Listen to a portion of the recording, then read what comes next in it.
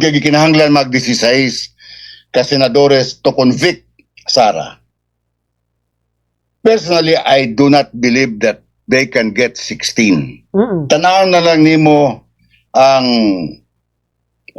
personahe sa mga senadores. Nung dumi nga pipila lamang kabuk ang abogado sa impeachment court. So therefore, I still believe, personally, again, dili makuha ang gitawag natog 16 votes to convict Sara sa iya mga kaso sa impeachment court.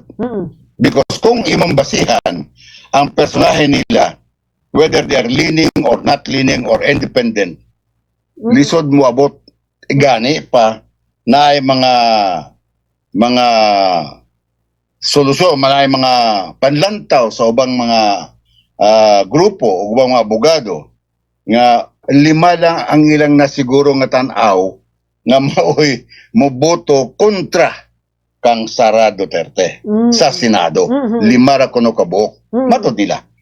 Pero sa akong kabahin, they just cannot achieve or get 16 votes. Okay.